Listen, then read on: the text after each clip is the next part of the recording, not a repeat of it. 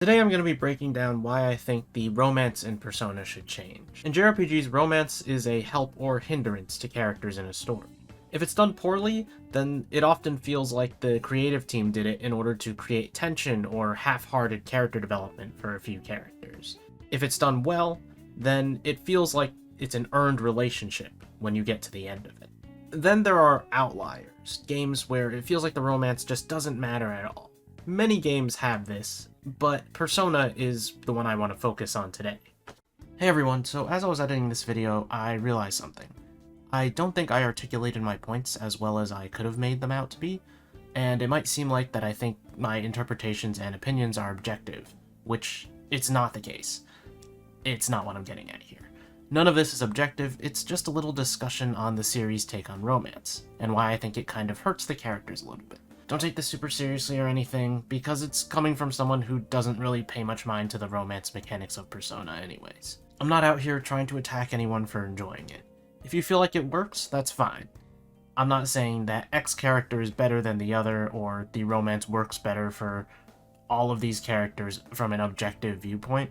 In the end, this is just a thought I had, and a concern I had if it imposes limitations on character development in future entries. In short, don't take too much of this to heart. It's just a concern I have. And also, this video contains major spoilers for Persona 5 Royal, somehow. Never thought it'd be the romance video that would make me have to say that. But this is your warning in case you haven't finished the game and you don't want to get spoiled. What's the matter? Well, I'm not sure how to put it. Now, I want to keep in mind that this problem that I'm about to discuss is kind of a non-issue. That's not to say that it doesn't deserve attention or thought. It's more to say that it's not something that I think is going to make or break future Persona titles, as it doesn't affect my enjoyment of the ones currently right now. So yeah, this is 100% something personal. You may or may not agree with this at all, and that's okay. In the meantime, I'm more concerned with what I'm going to be eating tomorrow. Now that that's all out of the way, let's get to the problem. And to me, that is that there are too many romanceable characters in Persona, specifically Persona 5. Now this probably sounds strange without me explaining it, but Please consider what I have to say. in P5, almost every single woman is romanceable in the game. On the surface, this isn't really an issue. Why not give the players the option if they want to do it? Well, just because I don't think it really flows that well with some of the characters. I bring this up because at rank 9 in each character's confidant, they have to ask, "Why are you always with me?" And the thing is that most of Joker's intentions have already been figured out. He's a member of the Phantom Thieves, they have useful skill that he could learn from, so he joins up with them to benefit the Phantom Thieves. And the side characters' confidants, they all figure out that you're a Phantom Thief by the end. Rank 9 for the male characters doesn't need to end with a let's date event. Now for the female confidants that do end with this event, it's not like removing these really changes the writing that much or at all. My point and problem is that just ultimately, I don't think making every woman romanceable just to have the option is really something that has to be done.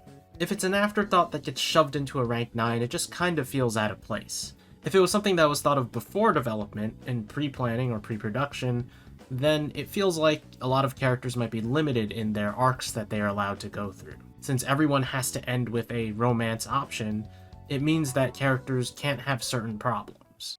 And that matters how, exactly?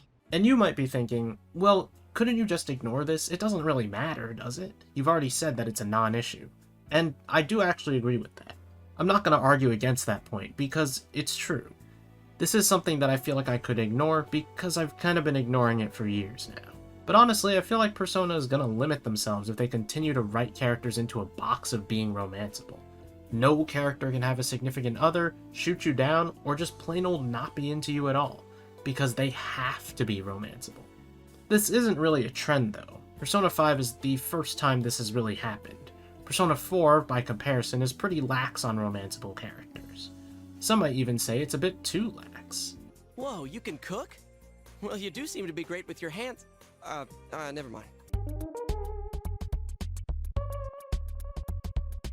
Regardless, it doesn't actually matter, but for the sake of conversation, there's a pretty easy way to fix this. What an awfully simple response. Just don't make everyone romanceable. Do it for the characters where it makes sense, where there's some sort of feeling and you can kind of have that tension and it makes sense to do the romance. Listen, I get it, maybe everyone finds the main character attractive, whatever. But there are definitely some characters where I feel like the romance is just there because they had to have it.